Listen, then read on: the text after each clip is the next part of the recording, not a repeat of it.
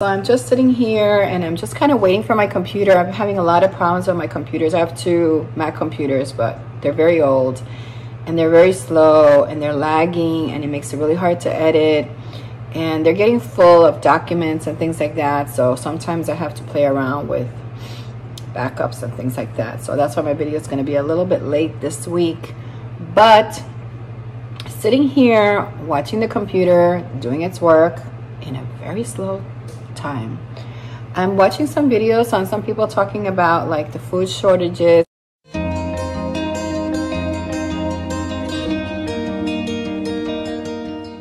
Show you an email that was sent to me by a friend of mine. This was back in, I think he sent it to me in April, and this is the list of the places that there's been food shortages, and we are now in August. So I don't know, he hasn't sent me an update, so I don't know what else, but I know there's lots of things that are going on. And I'll be honest with you, editing a video for me takes time, and I feel a sense of urgency in my spirit that I have to get this gardening thing right. And that's why I've been so busy, to the point that I got sick, because I was working out in 97 degrees. And I was sick, and I saw the chickens, I had the problems with the garden, so many things going on, but I feel this sense of urgency that it has to get done, because see, the thing is, I started a garden, but my garden is not doing well. It's doing better now because I've been watching lots of videos and learning that my biggest problem was I had to amend the soil. And now that I have done that, and I'll show you all the things that I've been doing in my garden. Now that I've done that, I still have to do more of that, because a garden, from what I understand, a garden soil, you have to keep amending it every year. You've got to, things break down, you get put compost. So you really don't have a good fertile soil till maybe like 3 years later or something like that. So we have a lot of rain here in Florida, so a lot of my good topsoil, because I didn't have like raised beds, my garden is kind of like at a pitch. I already talked about this in another video. I had to put boards around my garden so the soil doesn't come out. So for me right now, I feel this sense of urgency, and considering the fact that, okay, I went to the store this week and I spent $60 on two bags of at Walmart for food, and I didn't have any meat in there, and I'm like, okay, so I make what, $70 a month on YouTube now, because they are totally censoring me. They don't even put me in the suggestions. So isn't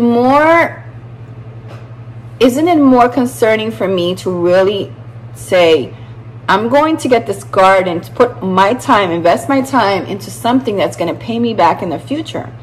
Because YouTube and social media is controlled for a narrative.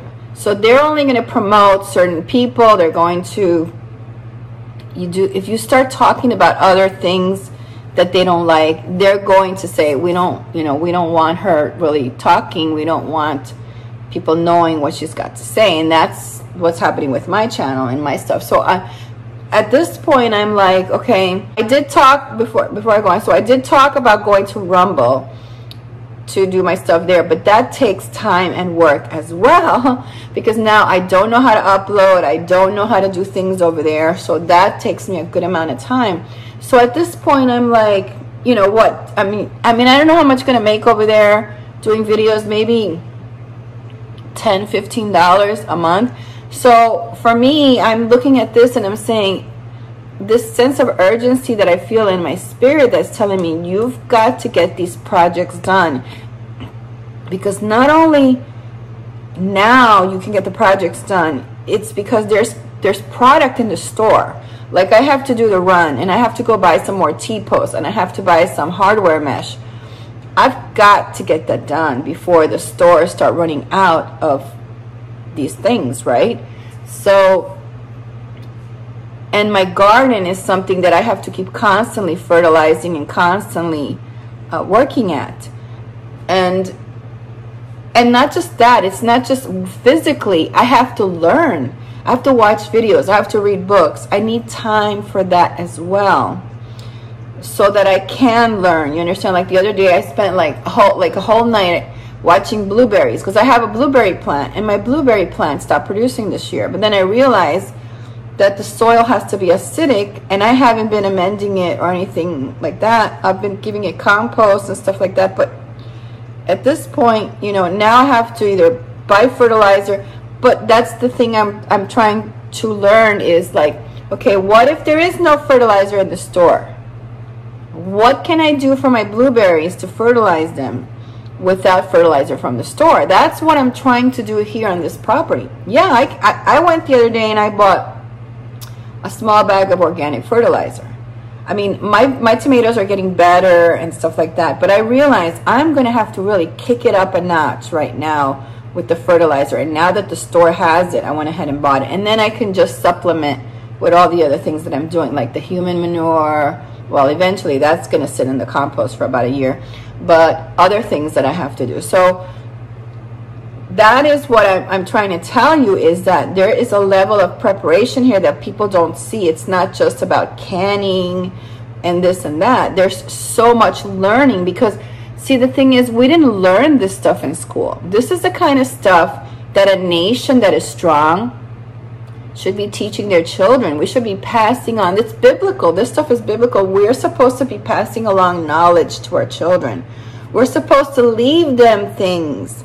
So for me, you know, I get this property ready, and eventually it should go to my son. So then now he's sustainable with his family in the future, you know, unless he decides to sell it because he doesn't want to, he wants to live in the city, you know what I'm saying? But I think people are starting to realize how this whole complex society that we live in, it's been orchestrated by corporations. And I said this once before, I really believe that they learned how to master this was with the railroad. Because the railroad, when the railroad came in, it wasn't one man. It was an investment amongst a lot of people. And this corporation kind of controlled everything. I mean, if your house was in the way of this railroad, well, you had to, you know, they would offer you a price, but they would probably offer you a low price. And if you didn't want to, it didn't matter. They'd go to the court. And we've had judges back in the court also that were bought out. So this is not something that's new. What you're seeing now, it's not something new. There's always been corruption in society. So the corrupt people have learned to do this. They have stolen a lot of their money, is generational money that they've stolen by ways of, I'm going to call it mafia tactics, is what they use. And I think the problem with what's happening today is they realize that the internet was a way to trap us, but it's also been a way that we have opened our eyes to see a lot of things and learn a lot. And I've watched a lot of videos where people are like, you know what, I can make this, I can make this, I don't want to buy this at the store anymore. And I'm at that place too. I mean, I've been there for a while now, but I haven't really been as focused as other people. So I'm just going to give you an idea. So God, he's been taking me down this path of get out of the world. I've been getting scriptures, and I've done a couple of videos on this, on the world, and he's like, you've got to get yourself out of the world. Well, in my spirit, I go to the store and I say, well, I need a shampoo this week. So I go to the store, and I usually go to TJ Maxx for shampoo because they'll sell shampoo, they're organic and things like that for a good price. I couldn't buy anything there because every time I looked, it just looked so worldly. Everything that's there has got chemicals in it. It's going to some corporation. It's going to the store. I mean, I don't want to be a part of that society anymore. I really want to cut myself off. And I said, I'm not. So I washed my hair. I hope you like it. It looks good today. I washed my hair with chickpea powder. Well, chickpea flour. And I've done it on and off. And I realized, you know what? It's kind of messy in the shower, but it works for me. And I don't wash my hair every day. So I did that for today, and then I'm going to watch some videos over the winter time on how I can make my own type of shampoos and soaps and things like that. Right now I'm also learning about fermenting, and I've loved fermenting food. It's something that my body has been craving. I usually always cook for myself. I don't have any packaging or anything like that. For years, I've always been like that. But the Holy Spirit through Yahushua is taking me down this path. And that's part of leaving the world, is saying, I don't need this. I don't need to eat meat every single day, especially if I'm growing a garden. I have such an abundance of things there. Like when the day I had my watermelon, I mean, I ate watermelon like the whole day. By the time dinner time come, I wasn't even hungry because I was so full of the watermelon. It was so good. And the same thing for other vegetables and things that, you know, that I get. I mean, and a lot of this stuff, I do believe it's nutrient rich and dense because it's not void like the food in the market. A lot of the food, I go to the market now and I look at it and I say, it looks pretty. And this is exactly what the world is. The world is about, look how pretty, but what's on the inside? What are your fruits of the Spirit? So I know Yahushua talked about that with the fig tree, how it looked beautiful because it had the green, but when we went to get a fruit, there was no fruit there. And I'm thinking to myself, when I picked up these Roma tomatoes this week, and so yesterday, they look so beautiful. And I have a lot of tomatoes growing now in my garden, but they're little green tomatoes or cherry tomatoes, and they're green. So I have to be patient, right? And I'm just dying to try it, because I tried one or two cherry tomatoes that are growing, and it was like a bomb hit my mouth. I couldn't believe this little tomato tasted like that. I was like, what?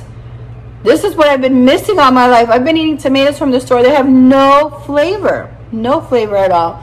So for me, I have been on this journey lately where I just want to separate myself from, I'm not talking about people in general. Well, I am picky now with people. I am picky with the time that I give people and the offerings when I offer to help someone. I look at people more now and evaluate the people, what they're doing in their life. Those kind of things I do look at, especially nowadays, because I know that nowadays, you know, things go bad and all of a sudden something you're preparing, you're doing everything, all of a sudden there's certain people that I know are going to be like knocking at your door or calling you on the phone saying, hey, can I come over? You know, I got this. And meanwhile, you're the one that's prepping and they don't do anything. You know what I'm saying? They got health problems. So they're not going to come here and help me garden. They're coming here to eat. So this is why I'm really careful now with the people that I connect with, because I want them to know for sure that, you know, I offered this to you at one time, but now we're in a different stage of life. And I'm in a different stage of life where I have to be more cautious with the people that I associate with, because they will try to take advantage of you. And the Bible clearly, I mean, I'm getting every week in my Bible studies that we're being told we got to be careful. We got to really use discernment on people, because these people are real tricksters, and they're learning these tricks from a lot of the things that are out in this world. So our world is mostly taken over by corporations, and this is how they're controlling everybody. They've made so much money off of controlling us, but they also see that a lot of people have turned to make their own corporations. Like for me, I incorporated my business in, I think it was 2001. Okay, 2001. I finally I had a regular business, and then I incorporated in 2001 when I was in Miami. And I've always had a corporation. I've always had a corporation, because I bought this book that taught me how you make money with corporations. Okay, so when you have a corporation, you're able to pass a lot of your stuff over to the corporation as expenses that you couldn't do personal. So a lot of people have woken up to that. The IRS knows that it can't do a lot to people because they're moving their money over to corporations. So that's hurting taxes, right? So see, the thing is, people have woken up. They've woken up to so much. And now they realize they're so desperate. It's like, they're like, these people are too awake.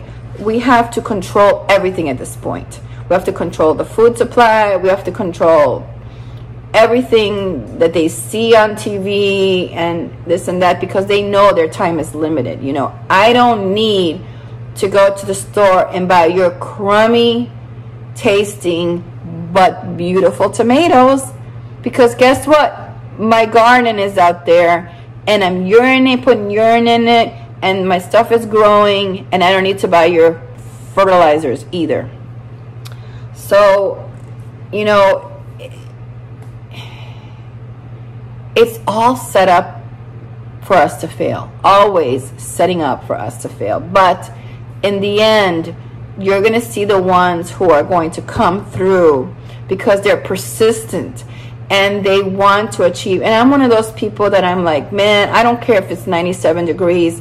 You know, I had an idea for my compost the other day, and I was out there. I didn't care it was 97 degrees. I was sweating. I was hot. I was exhausted by the end, but I was out there doing it. Because, man, when I think about what if I'm not out here doing this, then I'm going to go have to stand online and buy a crummy tomato and pay $5 for it. So, and I don't want to do that. I don't want to do that. I don't want to give them the joy of something like that. You know what I'm saying? I'm more of a fighter. So I'm really breaking my back to get all this done. Today is a day that I decided, because it's going to rain today. It's been raining for the past 2 days. But what I'm trying to say is, sometimes it's just not worth it to do videos, because I have this urgency that I have to prepare. I don't have a husband like a lot of off-grid homesteaders out there have. They have husbands, and the husbands do everything. The women are in charge of the food, they're in charge of canning, maybe the garden, but he does the hard labor, right? Well, I don't have that luxury. I have to do all of it. I have to do the hard work. I have to cook for myself. I have to go food shopping for myself. I have to budget myself. I have to do videos. I have to do so many different things, and which is fine. I can do it. But when I look at where I spend my time, I realize that before it was worth to spend my time on YouTube because I was making good money. But now that food is so expensive, when I really think about it, I have to spend more time in my food production, because that's money in my pocket. It might not be money that YouTube is paying me, but it's money in my pocket. You understand? So I hope you understand what I'm trying to say. I'm not sure if I'm saying it correctly, but there's a value to having a garden and growing things. And although I'm not producing as much because I just started,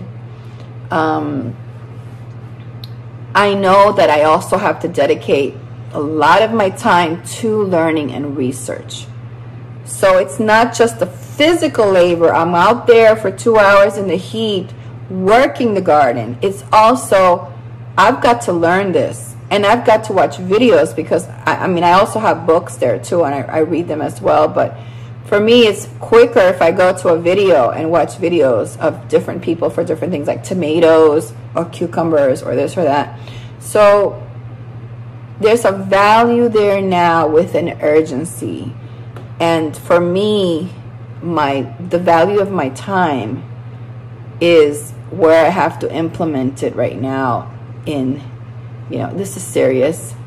We've got to get to it. And these are skills that, even though, let's say something happens the next year and we go back to normal, which I doubt very much, but these are skills that I don't ever want to lose. Even if we went back to normal, I want to be able to sustain myself. I want to be able to grow my own. I want to be able to have a great tomato with great flavor. I want to have things without pesticides. I don't want to have to go to the store and pay $5 for, you know, a potato, $5 a pound for a potato because it's organic. Why? I can grow it myself. I mean, I have a long growing season because I'm in Florida. So there's just things that you have to Sit down and put into perspective. And I will tell you, a lot of the people that are out there that you do YouTube, not everybody, because some people have help from their husbands or their family, you know, and they all help each other and stuff like that. But there are people out there that are not preparing, and they're just doing the makeup thing, they're doing the fashion show stuff, and some people are just not preparing, and they're not putting value and urgency into that part of their life. They want to continue to make money on YouTube, physical money, and grow their channels. That's their focus. But they don't see the urgency of what's coming down the line in a few months. Sometime down the line in a few months, your channel might not even be there if they decide no, or they decide to suppress you like they did with me. My website, I mean, I can't do all of this work in my website. I tried for years. For years, I've tried with Google to monetize my website. Every year I pay for my website. I think $200 a year. And this year, I'll be honest with you, I might just have a basic website and a lot of like the blogging and stuff, because I don't have time for blogging. I really don't. I have to think of the value that I'm putting. I'm doing blogs, but I'm not getting paid for them. So, and that's money coming out of my pocket. And okay, there was a time that I was making enough money on YouTube that I could pay for those things. But that's not the case now. And the case is that my time has to go into growing tomatoes, because when I go to the store, a tomato might cost $3, $4, you know, by next year, because the things are going to get worse. And as winter comes, the production slows down also. So is a lot of reflecting on what is important right now and where do I prioritize my time. Where before a garden for me would have been more like a hobby, an extra thing that I'm doing, and I put that last. But my urgency in my spirit is like, this is your priority now. This is what you need to do. You need to get prepared. And even though I am prepared with other foods, because I've been a prepper for a long time, for me, I like fresh food. And I know that if I don't want to get sick, I need to have fresh food in my body, right? I also have to feed my chickens. So if I grow extra now, I realize I have to grow extra, because if I can't get feed for them, I have to be able to sustain them also. So they're counting on me, my pets. You know, I might have to grow sweet potatoes and peas for my dog so that I can mix with whatever I can. So there's a lot of learning, and that's part of that time, of that urgency of whatever it is. For me, the urgency isn't just the physical labor, but I also have urgency to learn so that I can get to those things and know what I'm doing. So I hope you understand me, because it's changed my perspective on a lot of things in this world. And when I see people out there that aren't preparing, they're kind of living in this world of limbo. They don't understand what's going on or what's coming down the line. I think about the scripture about the ant. You know, that one was prepared and the other one wasn't. And what happens in that scenario? You know, if you're a good Christian, what do? You hand them something. I'd like to be able to do that. I'd like to be growing enough that if somebody passes by and they're hungry, I want to give them. But at the same time, the Bible also tells us that there's people who are deceivers and they're tricksters, and they might be coming around to see if you're going to give them, and then they're going to come and they're going to steal from you. So we're living in a very difficult times. I don't know how it's going to end. I don't know how it's going to go. So many scenarios go in my head, as I probably think you guys do too, because you think about all of these things.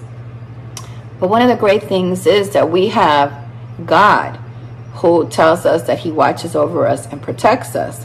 So that is right now where my life is. I live in faith that he's going to cover me. And I also live in faith that this urgency that he's putting in my heart is from him, because he wants me to be prepared for whatever's coming.